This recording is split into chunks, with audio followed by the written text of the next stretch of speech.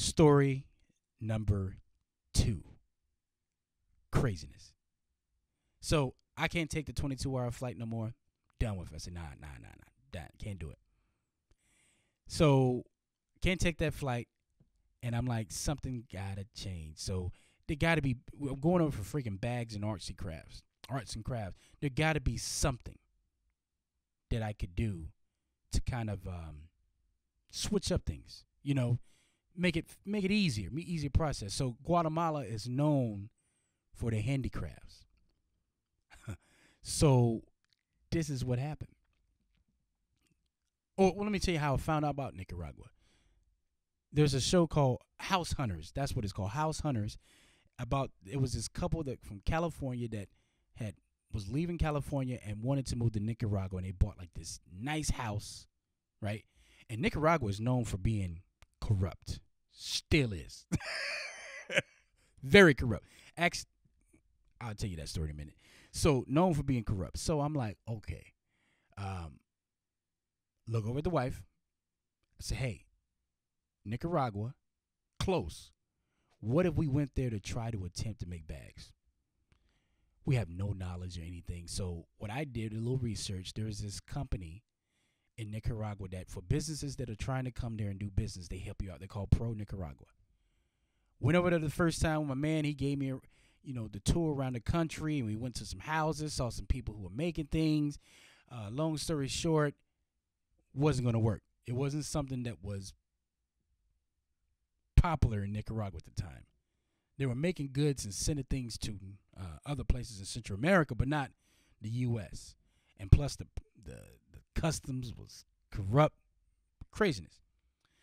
So there's many Nicaragua stories, but let me just tell you this one. So this guy who had been following me on YouTube was like, hey, I see that you want to come to Nicaragua. I know you want to go to San Juan del Sur, but you need to go to Managua to get your bags made, which is the city.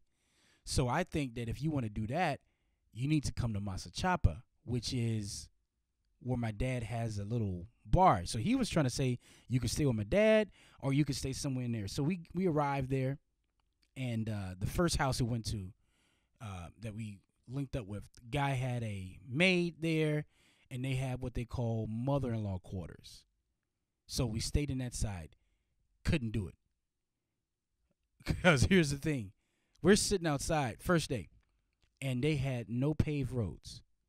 And pigs were walking down the road. So when a car would go by, they would kick up all this dust. And next thing you know, you're covered in dust. You're breathing it in, everything. And I'm like, nope. First day. And I had already sent this guy money. So here I am. He's sitting there. He comes up. He's an American guy, actually. He comes over. He looks at me and says, hey, so how you liking it here? I said, not liking it at all. Gotta go. First day. And then I said, you keep the money for right now. We'll handle that. I can't be here. So he's ticked off now. Like, dude, we talking. Dude, I can't take this dust. So I met this guy on the beach. We went walking. He had a bar there, Frank. Frank is my man. Frank is a cool dude. If you ask me, Frank is probably an ex-mob something. He just moves like a mob guy. Anyway, so he's down there. He's from Florida. He left his family, and he's out there in Nicaragua in the middle of nowhere.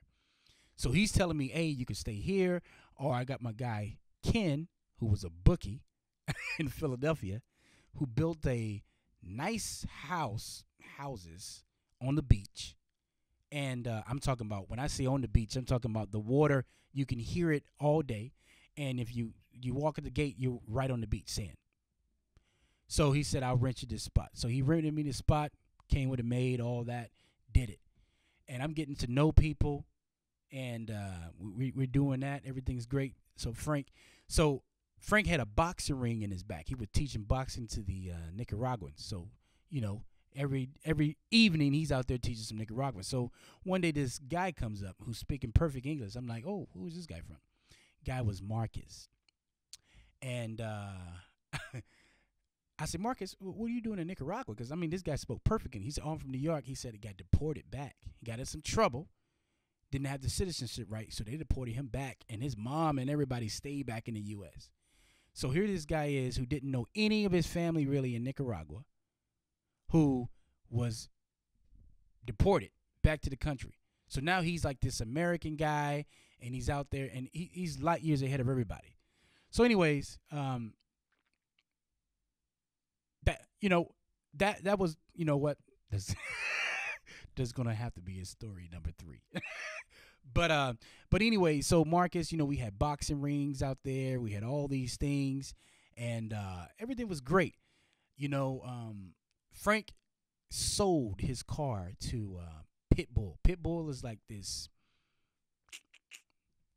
Spanish American singer, and some of you guys know who Pitbull. He sings these Spanish songs that are crazy, Spanish rap songs, and did songs with J Lo, whatever.